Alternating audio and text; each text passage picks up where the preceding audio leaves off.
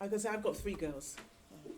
And I think one of the things I would say to yourself, this is one of the chapters in the book, right?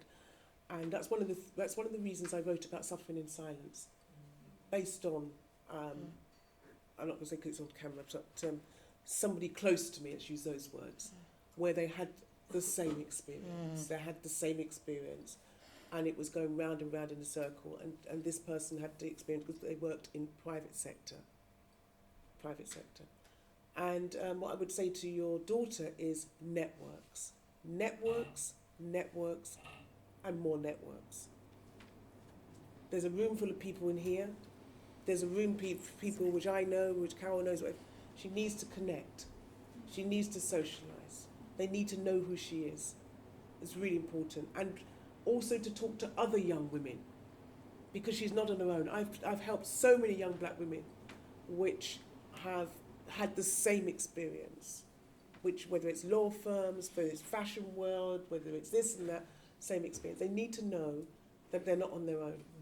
And that's what she needs to do. Yes, you're her mum, but talking to somebody else, talking to another young lady which has had the same knockbacks, and this is the strategies, that will help. So I would say, number 1, network. Number 2, get her to talk about it.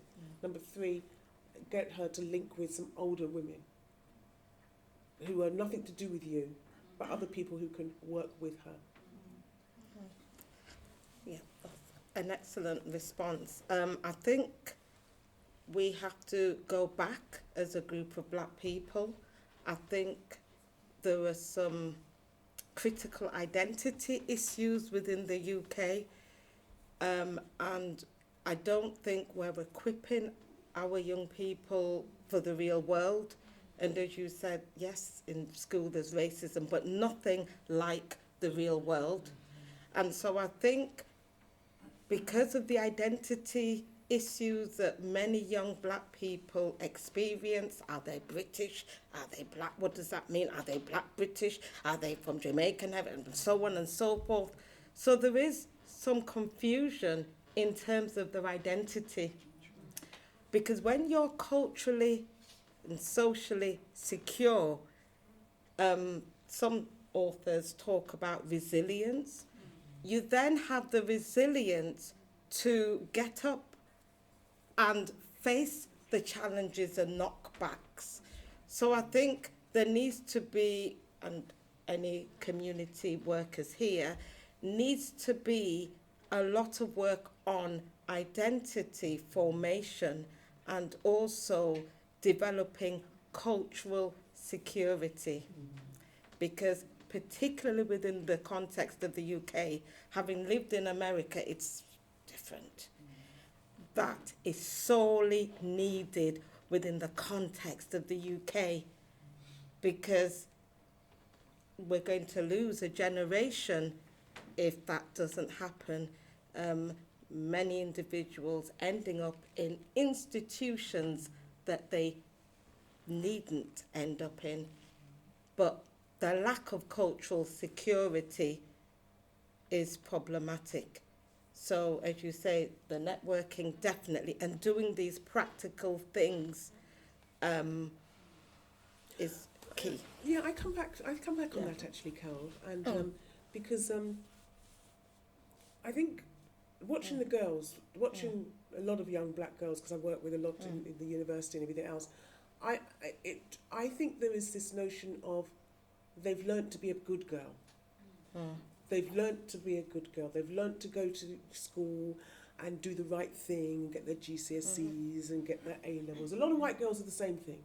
And they've learnt to be a good girl. And if they get through university, being a good girl, they're going to get a job. And they think, oh yes, you know, I've done all the good things that I need to do. And now I can actually get the job. And it's really teaching them that bit, that you can be as good as you want. However, when you look in the mirror, what do you see? And I talk to my girls a lot about that, because I grew up in a white area, and there was no sophisticated aspect. They call you an N-word in the workplace. And it was really, really like that. And so being able to talk through that with them, and even my 17-year-old now, there's no kind of nicety when we're talking about school stuff, she experiences racism in school, but she's got the vocabulary, and I think that's the thing. The vocabulary of being able to talk about it. Whereas I think perhaps some parents have tried to ensure their children don't experience what they experience. So the children then lose the vocabulary of really seeing, call it out. It is what it is. The man was a racist, whatever, right? He knew what he was doing. But because she was still nice and trying to kind of work with it and work out, is it me or is it not me? And this is the bit which Carol's saying.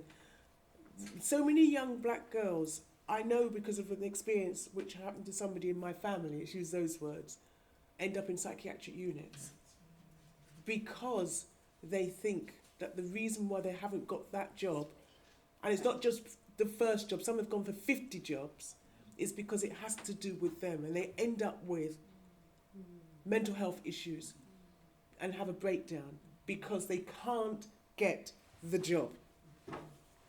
So it is about understanding and talking it through. It's really, really important because we're losing our girls. If you've ever been to a psychiatric unit, a high percentage are young black women.